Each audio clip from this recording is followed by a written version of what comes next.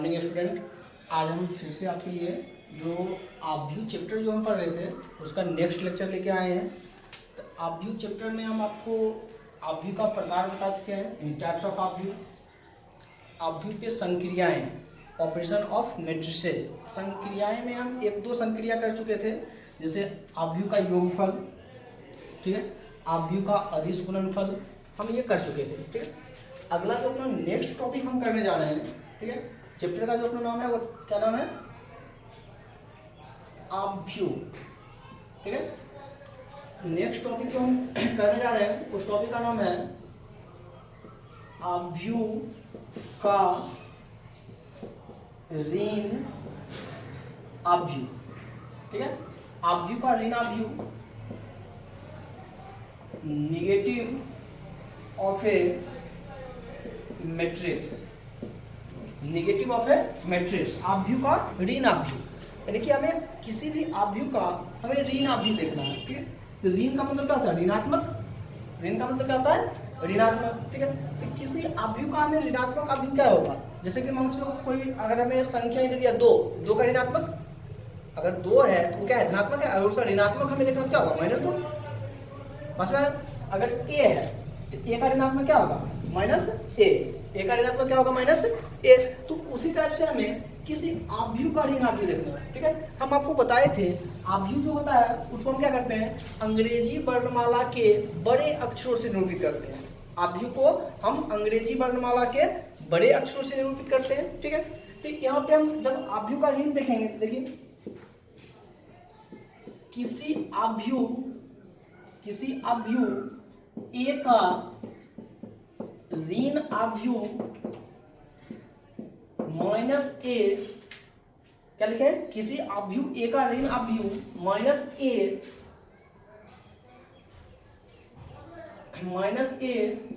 के द्वारा परिभाषित होता है। ठीक है, हम देख रहे हैं आव्यूह का ऋण आव्यूह। ऋण का मतलब क्या होता है? ऋणात्मक। हम आव्यूह ले लिए a, तो उसका ऋण आव्यूह क्या हो जाएगा? -a। तो वैसे लीजिए किसी आव्यूह a का ऋण आव्यूह -a के द्वारा परिभाषित होता है, जहां ठीक है -a बराबर जो -a यानी कि ऋण आव्यूह, जहां -a ऋण आव्यूह को हम लिख सकते हैं -1 × a, क्योंकि -a जो था -a को हम क्या लिख दिए? a into -1। बस यही हो गया ऋण आव्यूह। यानी किसी आव्यूह का ऋण आव्यूह हम निकालेंगे, कैसे निकालेंगे? उसमें -1 से मल्टीप्लाई कर देंगे। बस किसी आव्यूह का ऋण आव्यूह यानी कोई आव्यूह a है उसका ऋण आव्यूह क्या होगा? -a। कोई आव्यूह a होगा तो उसका ऋण आव्यूह क्या होगा? -a, यानी उस पूरे आव्यूह में -1 से गुना कर देंगे, वही उसका क्या होगा? ऋण आव्यूह। पार्ट समझ गया? फॉर एग्जाम्पल देखिए a = 2 1 3 4 3 6, ये एक आव्यूह है। फॉर एग्जाम्पल a = 2 1 3 4 3 6, ये एक आव्यूह है। इस आव्यूह का हमें ऋण आव्यूह निकालना है, इसका ऋणात्मक आव्यूह, ऋण आव्यूह। ऋण आव्यूह को भी हम बताए थे, क्या लिखेंगे? -a से निरूपित करेंगे, यानी कि -a इक्वल टू, तो -a इक्वल टू क्या हो जाएगा? -1 इंटू ये वाला आव्यूह 2 1 3 4 3 6।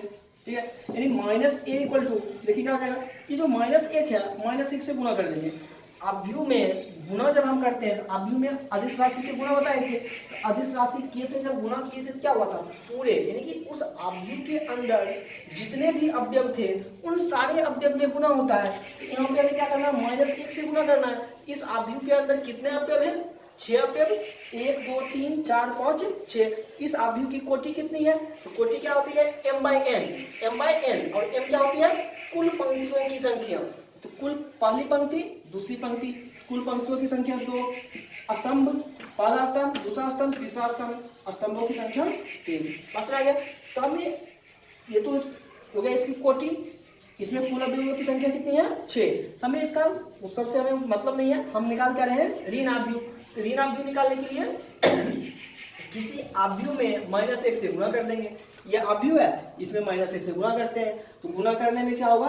प्रत्येक अवयव में गुना करेंगे। गुना करते हैं -2 -1 -3 -4 -3 -6, यानी ये जो अवयव दिया हुआ था इस अवयव का ऋण अवयव निकालना था।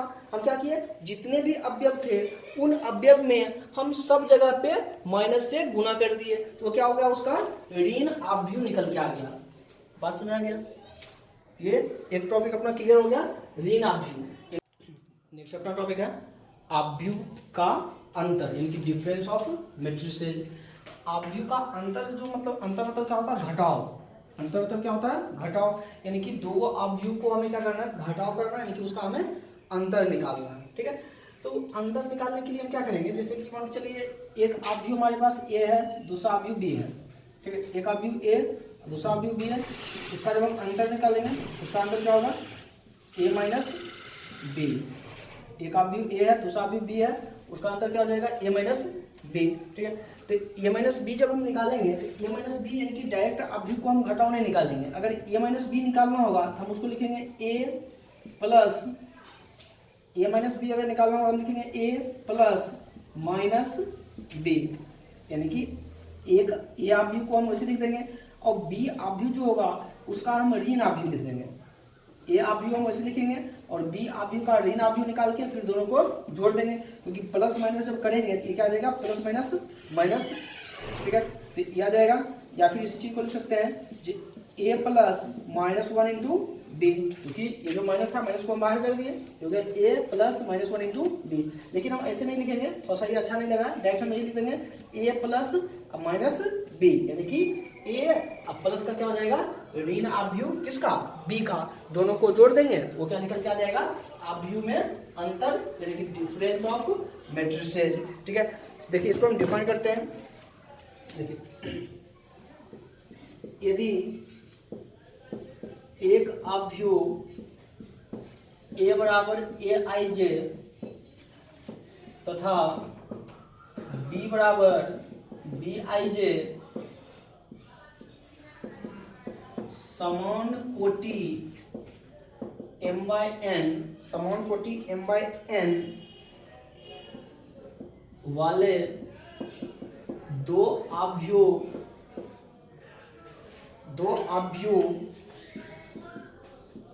है तो इसका अंतर a माइनस बी के द्वारा परिभाषित होता है। ठीक है, जहां a माइनस बी बराबर a प्लस माइनस बी, जहां a माइनस बी बराबर a प्लस माइनस बी, यानी a माइनस बी निकालना होगा, उसमें a प्लस बी का ऋण अवयव, a प्लस बी का ऋण अवयव, यानी कि बी का ऋण अवयव निकाल के उसको ए के साथ जोड़ देंगे तो क्या निकल के आ जाएगा, a माइनस बी। ये क्या हो गया, अवयव का अंतर। क्या लिखा हुआ, यदि एक अवयव a बराबर ए आई जे तथा b बराबर बी आई जे समान कोटि, यानी कि ये दोनों अवयव का कोटि क्या है, समान है। अंतर हम तभी निकालेंगे या फिर योगफल भी हम तभी निकालेंगे जब दोनों अवयव का कोटि क्या होगा, समान होगा। हम कोटि लिख दिए यहाँ पे, समान कोटि, और वो समान कोटि हम मान के चल रहे हैं m/n है, mn का जो भी वैल्यू है, तो mn वाले दो अवयव हो तो अंतर a माइनस बी के द्वारा परिभाषित होता है, जहां a माइनस बी बराबर a प्लस माइनस बी। बस में आ गया। फॉर एग्जाम्पल जैसे कि मान चलिए a इक्वल टू दे रखा है 1 2 4 6, ये a का वैल्यू है, और दूसरा b का वैल्यू दे रखा है 7 3 2 1, ये a और b का वैल्यू दे रखा है। हमें निकालना है a माइनस बी, हमें निकालना है a माइनस बी, तो हम इसको a माइनस बी को क्या लिखेंगे, a प्लस माइनस बी। हमें a माइनस बी फाइंड करना था, a माइनस बी फाइंड करने के लिए हम क्या लिखे, a प्लस बी का ऋण अवयव, ये हो जाएगा a माइनस बी बराबर a का अवयव कितना है 1 2 4 6, अब प्लस, अब यहाँ पे क्या है माइनस बी का ऋण अवयव, बी वाला अवयव इसमें है, इसमें माइनस से गुणा कर देंगे बस ऋण अवयव आ जाएगा। माइनस से गुणा करेंगे -7 -2 -3 -1, यहाँ से निकल के आ जाएगा a माइनस बी बराबर मैट्रिक्स कितना देगा, देखो 1 -7 माइनस का 6 2 -3 -1 4 माइनस 2 तो माइनस प्लस 2, 6 माइनस 1 कितना आ गया 5। बस में आ गया। यानी कि एक आव्यूह ए था, दूसरा आव्यूह बी था, उसका हमें ऋण आव्यूह निकालना था, यानी कि ऋणात्मक, यानी उसका घटाव करना था। तो दोनों आव्यूह की सबसे पहले कोटि समान होनी चाहिए। जब दोनों आव्यूह की कोटि समान होगी तभी हम उसका योगफल या फिर अंतर हम निकाल सकते हैं। हम a माइनस बी निकालने के लिए क्या किए, तो a माइनस बी को लिख दिए a plus minus b. Minus b का मतलब a के साथ b के ऋण आव्यूह को जोड़ देंगे, a के साथ b के ऋण आव्यूह, क्योंकि माइनस बी का मतलब क्या है, जो आव्यूह b का ऋण आव्यूह। तो a के साथ b के ऋण आव्यूह को हम जोड़ देंगे तो क्या निकल के आ जाएगा a माइनस बी। तो a का वैल्यू दिया हुआ था क्वेश्चन में और यहाँ पे माइनस बी का वैल्यू, तो b पता था, b में हम क्या किए माइनस से गुना कर दिए, आ गया, और दोनों को हम जोड़ दिए, ये निकल के आ गया a माइनस बी। क्लियर। तो ये हो गया आव्यूह का ऋणाव्यूह a, आव्यूह का अंतर यानी कि डिफरेंस ऑफ मैट्रिसेस। अभी हम दो टॉपिक देख लिए, एक हो गया आव्यूह का ऋणाव्यूह, ये आव्यूह का ऋणाव्यूह, और दूसरा टॉपिक था आव्यूह का अंतर, आव्यूह का अंतर। ठीक है। अब हम नेक्स्ट टॉपिक देखते हैं। नेक्स्ट है अपना आव्यूहों के योग के गुणधर्म। ठीक है।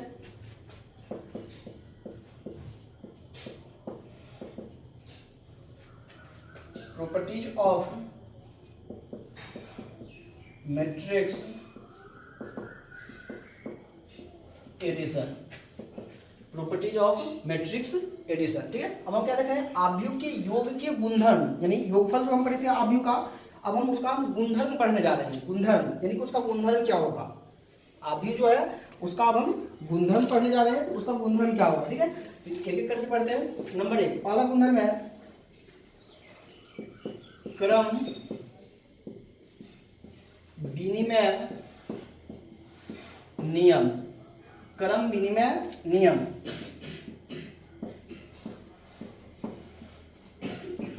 Commutative law. ठीक है। क्रम विनिमय नियम, आव्यूह के गुणधर्म का जो सबसे पहला गुणधर्म है क्या है, क्रम विनिमय नियम। उसको इंग्लिश में क्या होता है, कम्यूटेटिव लॉ, क्रम विनिमय नियम। ठीक है।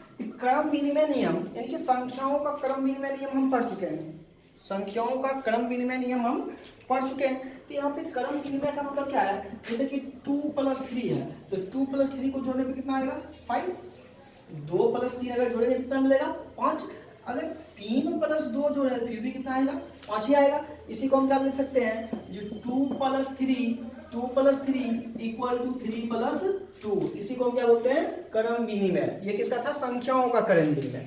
तो यहाँ पे हमें जो देखना है, हमें किसके लिए देखना है, आव्यूह का क्रम विनिमय। आव्यूह जो है, आव्यूह के लिए क्रम विनिमय देखना है। तो आव्यूह, एक आव्यूह ए होगा, दूसरा आव्यूह बी होगा। जैसे 2 + 3 यानी कि 2 + 3 बराबर 3 + 2, दोनों सेम चीज आता है, 5 ही आएगा जोड़ने पे। 2 को 3 के साथ जोड़े या 3 को 2 के साथ जोड़े, तो दोनों क्या है क्रम विनिमय, यानी कि दोनों को बस इंटरचेंज किए, इस पहले को सेकंड कर दिए, सेकंड को फर्स्ट कर दिए और जोड़ दिए। तो वैसे यहाँ पे आव्यूह में 2 को आव्यूह रहेगा, एक आव्यूह ए और दूसरा आव्यूह बी। तो a + b निकाले या फिर b + a निकाले, ये दोनों के दोनों क्या होंगे बराबर होंगे, यानी कि a + b निकाले या फिर b + a निकाले, ये दोनों के दोनों क्या होंगे बराबर होंगे। इसी को हम क्या बोलते हैं क्रम विनिमय नियम, या फिर इंग्लिश में हम क्या बोलते हैं कम्यूटेटिव लॉ। ठीक है। अब इसको हम डिफाइन करते हैं क्रम विनिमय नियम को। देखिए, यदि a बराबर aij तथा b बराबर bij समान कोटि m/n के आव्यूह है, तो a + b बराबर b + a होता है। बस में गए। यानी कि क्रम विनिमय नियम अभी आपको बताए थे जी, क्या होगा, यानी कि 2 को 3 के साथ जोड़े या 3 को 2 के साथ जोड़े, बात क्या है बराबर है। सेम चीज यहाँ पे 2 आव्यूह के लिए हमने लिए, जो a + b निकाले या फिर b + a निकाले, दोनों का वैल्यू क्या होगा बराबर होगा, यानी ए प्लस बी फाइंड करें या फिर हम बी प्लस ए फाइंड करें। इसको हम याद रखेंगे आव्यूह के योग के गुणधर्म। पहला गुणधर्म क्या है, क्रम विनिमय नियम। क्रम विनिमय नियम में क्या था, ए प्लस बी बराबर बी प्लस ए, ठीक है। इसी चीज को हम सत्यापित करके आपको दिखाते हैं, प्रूव करके, ठीक है।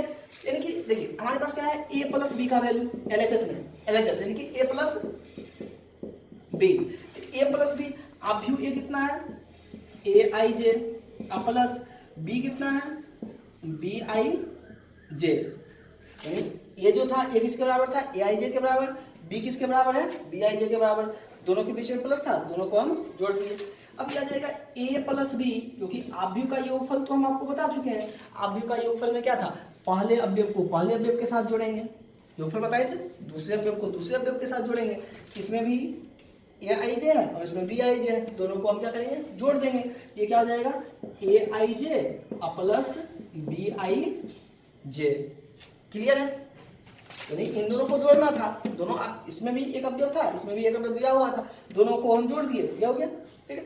अब इसी चीज को हम लिख सकते हैं जो A plus B equal to B I J plus A I J, इसी चीज को हम लिख दिए B I J plus A I जे। ऐसा क्यों लिखे, क्योंकि अभी आपको बताए थे जो 2 प्लस 3 करें या फिर 3 प्लस 2 करें, दोनों का मतलब क्या है, बराबर है, यानी कि 2 प्लस 3 करेंगे तो 5 ही आएगा और 3 प्लस 2 करेंगे फिर भी क्या आएगा, 5 आएगा, बस में आएगा। तो वैसे हम यहाँ पे ए I J plus B I जे था, फिर इसको जोड़े इसके साथ या फिर इसको जोड़ते हैं इसके साथ, बात बराबर है। वैसे हम क्या किए, इसको पहले लिख दिए और इसको बाद में लिख दिए, क्लियर है। अब इसी चीज को हम लिख सकते हैं जो A plus B equal to, अब इन दोनों को अलग अलग करते हैं, यानी कि B I J plus A I J, इन दोनों को फिर से हम क्या किए, अलग अलग आव्यूह में कर दिए। ये पहले कभी ना कभी ऐसा लिखा गया होगा, क्लियर है, ये जो है कभी ना कभी ऐसा लिखा गया होगा।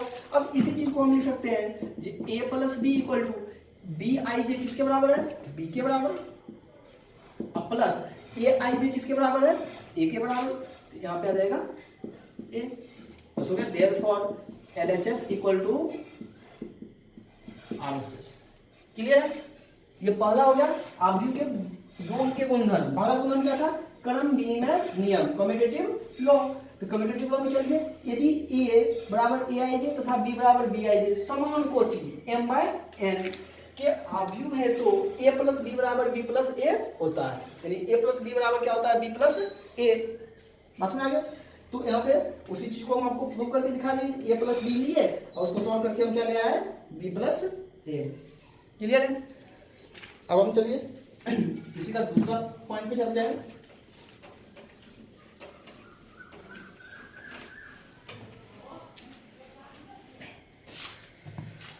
गुणधर्म नंबर 2,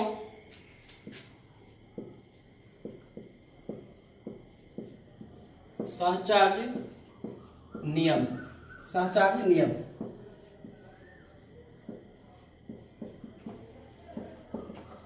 एसोसिएटिव लॉ, सहचार्य नियम, एसोसिएटिव लॉ।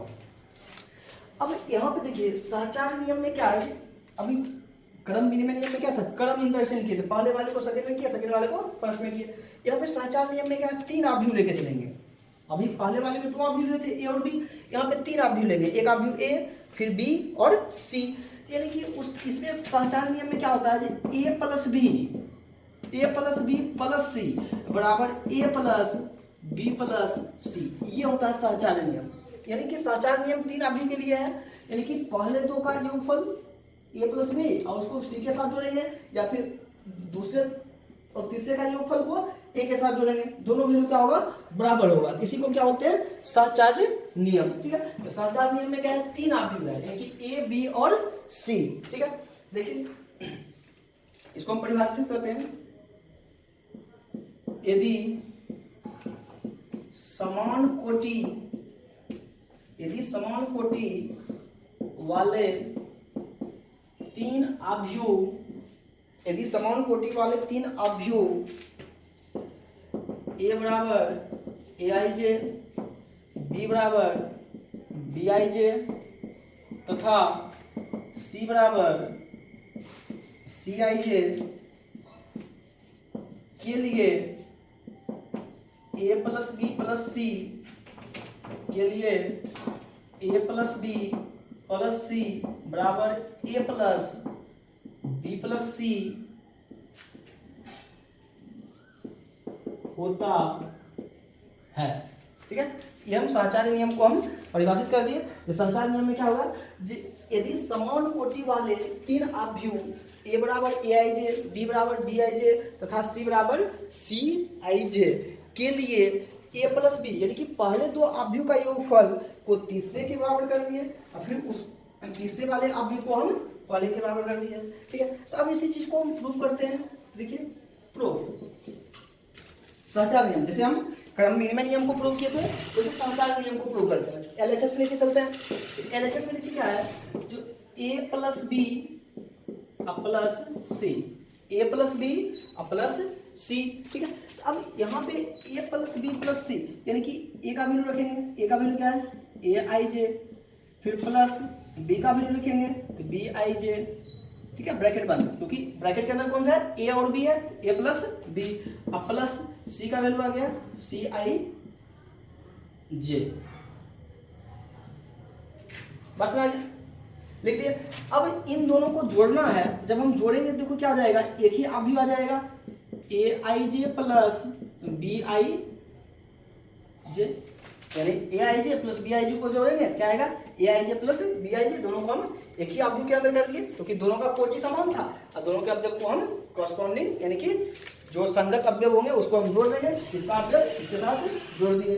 और प्लस में क्या है, प्लस में है सी आई जे। ठीक है, सी आई जे क्लियर है। अब देखिए हमें लेके क्या आना है, ए प्लस बी प्लस सी बराबर A plus B A plus B plus c.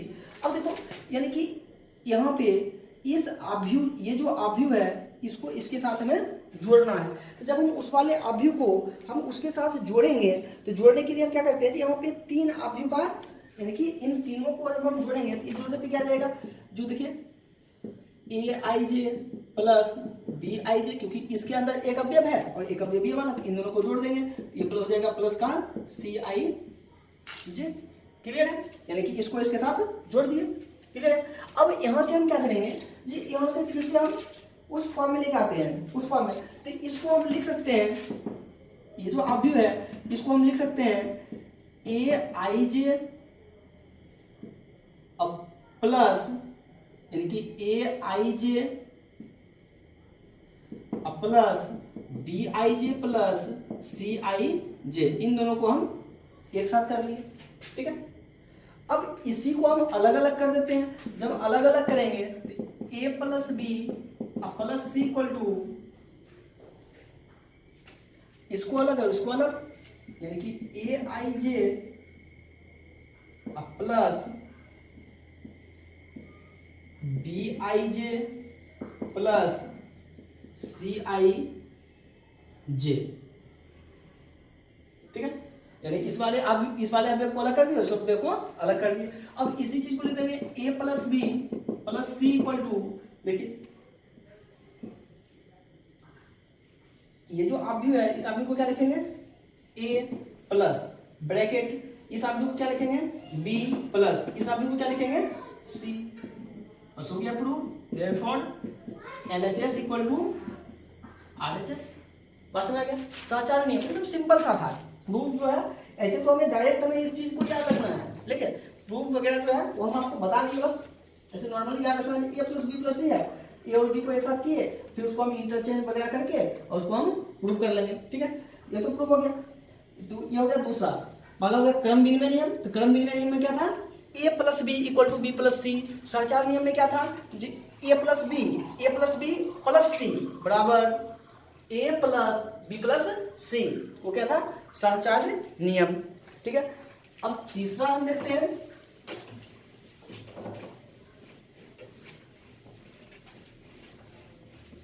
Number 3, इसी गुणधर्म का तीसरा गुणधर्म हम देखते हैं। गुणधर्म नंबर 3, योग के तत्समक का अस्तित्व। योग के तत्समक का अस्तित्व, योग के तत्समक का अस्तित्व।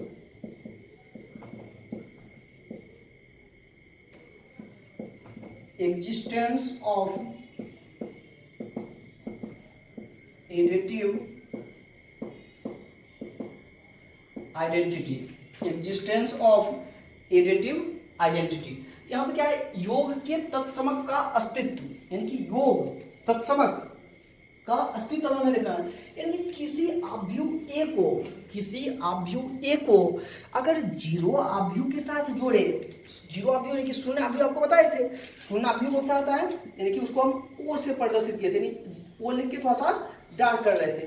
तो किसी आव्यूह को अगर हम शून्य आव्यूह के साथ जोड़े, शून्य का मतलब क्या है उसका, यानी कि शून्य आव्यूह किसको बोलते हैं, वैसा आव्यूह जिसके प्रत्येक अवयवों का मान शून्य हो, वैसा आव्यूह जिसके प्रत्येक अवयवों का मान शून्य हो उसे हम क्या बोलते हैं, शून्य आव्यूह। तो यहाँ पे तीसरा जो है योग के तत्समक का अस्तित्व। योग के तत्समक का अस्तित्व में क्या होता है, एक किसी आव्यूह को शून्य आव्यूह के साथ जोड़ना, यानी कि मान के चलो एक आव्यूह ए है, उसको शून्य आव्यूह के साथ जोड़े, या फिर शून्य आव्यूह को ए के साथ जोड़े, तो ये किसके बराबर आएगा, हमेशा ए के बराबर आएगा। यानी कि ए कोई आव्यूह है, उसको शून्य आव्यूह, शून्य आव्यूह का मतलब जीरो है, कुछ है ही नहीं, ठीक है, या फिर जीरो को यानी कि शून्य आव्यूह को ए आव्यूह के साथ जोड़े, इसका तो मतलब सेम है, ए को जीरो के साथ जोड़े या फिर जीरो को ए के साथ जोड़े। तो इन दोनों को यानी ए प्लस शून्य आव्यूह जो होगा या फिर शून्य आव्यूह प्लस ए जो होगा वो हमेशा क्या होगा, ए के ही बराबर होगा। क्यों होगा, क्योंकि मान लो अगर 2 में हम 0 को जोड़ेंगे क्या मिलेगा, 2 ही मिलेगा, अगर 0 में 2 को जोड़ेंगे फिर भी क्या मिलेगा, 2 ही मिलेगा, सिंपल सा बात है। वैसे यहाँ पे चल रहा है किसी आव्यूह में अगर शून्य आव्यूह को जोड़ेंगे तो वो आव्यूह क्या मिलेगा, उसी आव्यूह के बराबर मिलेगा, यानी आव्यूह ए के बराबर मिलेगा। तो इसी को हम क्या बोलते हैं, योग के तत्समक का अस्तित्व, योग के तत्समक का अस्तित्व, existence of additive identity, existence of additive identity. ठीक है, तो समझ में आ गया क्या होता है। अब इसी चीज को हम डिफाइन कर देते हैं। माना कि ए बराबर ए आई जे एक m/n कोटि का आव्यूह है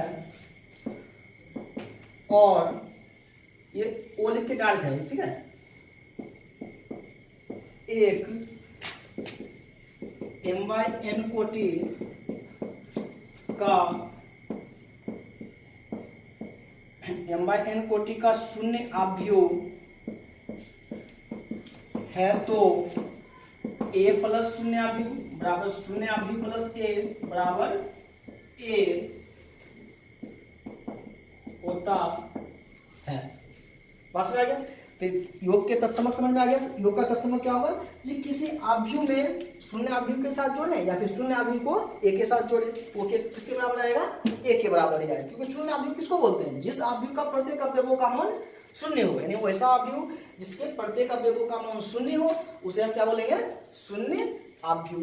3 टाइप हो गया। पहला टाइप कौन सा था, क्रम विनिमय नियम, दूसरा कौन सा था, सहचार नियम, तीसरा कौन सा है, योग के तत्समक का अस्तित्व। एक और बचा नंबर 4, लास्ट वन 4 है, योग के प्रतिलोम का अस्तित्व, योग के प्रतिलोम का अस्तित्व।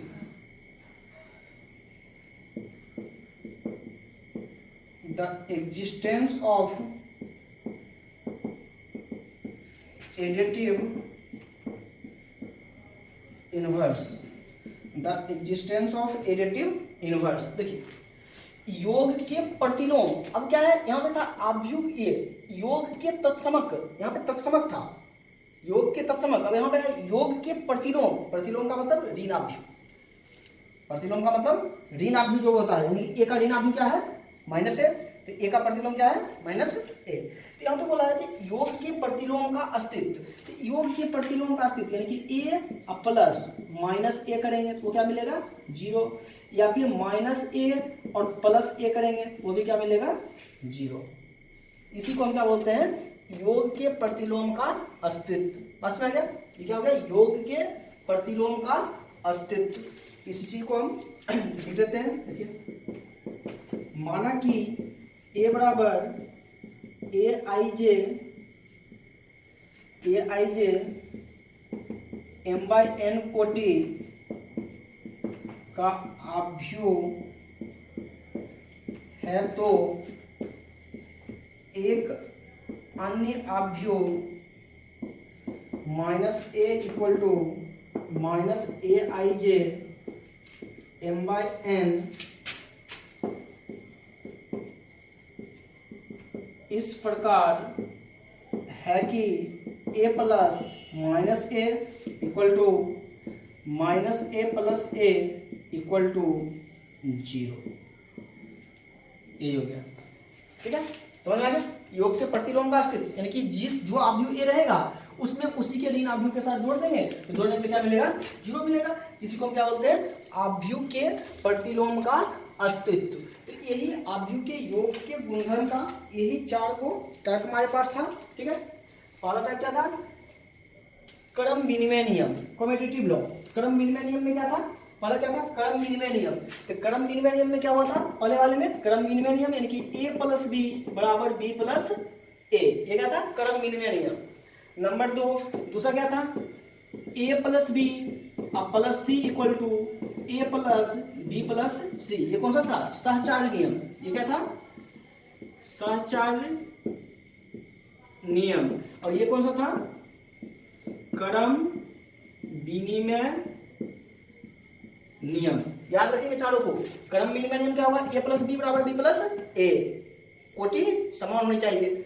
सहचार नियम में क्या था, 3 आव्यूह यानी कि a प्लस बी का योगफल जो था वो c के साथ करने पे या फिर a प्लस बी प्लस सी दोनों क्या होगा, बराबर होगा। ये नियम कौन सा होगा, सहचार नियम। लेकिन यहाँ पे ध्यान देना है, इन सब आव्यूह का कोटि क्या होगा, सबका समान होगा। ये a b c जो भी आव्यूह हम लेकर चल रहे हैं सब जो है वो समान कोटि का आव्यूह है। क्योंकि जब तक समान कोटि का आव्यूह नहीं रहेगा तब तक हम उसका योगफल या फिर अंतर ज्ञात नहीं कर सकते हैं। बस में आया, क्योंकि योगफल या अंतर ज्ञात करने में हम क्या करते हैं, आव्यूह के संगत अवयवों का योगफल निकालते हैं। कि किसी में अगर अवयव ज्यादा हो गया फिर उसको जोड़ने के लिए अगर कोई दूसरा अवयव नहीं है यानी a प्लस बी परिभाषित नहीं होगा। बस में आया, इसलिए यहाँ पे क्या होगा, जो आव्यूह a b c जो भी होगा वो उसका कोटि क्या होगा, समान होगा। आप लोग को समझ में आ गया आव्यूह के योग के गुणधर्म, 4 गुणधर्म था, ठीक है। हम यहाँ पे आज जो है कौन कौन सा टॉपिक पढ़े, सबसे पहला टॉपिक था ऋण आव्यूह। तो ऋण आव्यूह का मतलब क्या था, ऋणात्मक यानी आव्यूह ए का अगर कोई आव्यूह ए है उसमें माइनस से गुना कर देंगे तो क्या होगा,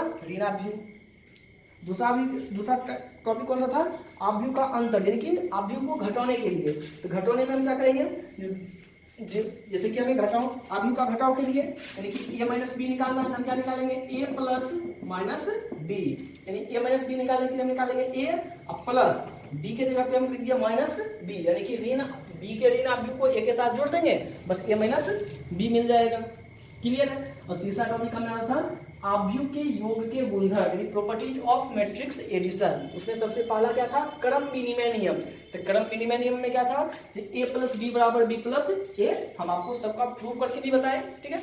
दूसरा क्या था, संचार नियम यानी कि a plus B plus C equal to a plus B plus सी।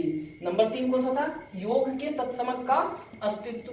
योग के तत्समक वाले में क्या था, जो किसी आव्यूह को शून्य आव्यूह के साथ जोड़े या शून्य आव्यूह को किसी आव्यूह के साथ जोड़े उसका मान क्या होगा, उसी आव्यूह के बराबर होगा, ठीक है। और चौथा कौन सा था, योग के प्रतिलोम का अस्तित्व। योग के प्रतिलोम का मतलब यानी किसी आव्यूह को उसी के ऋण आव्यूह के साथ जोड़ देंगे, किसी आव्यूह को उसी के ऋण आव्यूह के साथ जोड़ देंगे उसका मान क्या होगा, शून्य आव्यूह। जैसे कि a प्लस a का ऋण आव्यूह के साथ जोड़ेंगे या फिर ऋण आव्यूह को उसी आव्यूह के साथ जोड़ेंगे उसका मान क्या होगा, शून्य आव्यूह के बराबर होगा। क्लियर है। अब अगला जो नेक्स्ट क्लास होगा उसमें हम डिस्कस करेंगे आव्यूह का गुणनफल। कल हम डिस्कस करेंगे आव्यूह का गुणनफल यानी कि 2 आव्यूह को हम गुना कैसे करेंगे, ठीक है, उसको हम नेक्स्ट क्लास में करेंगे।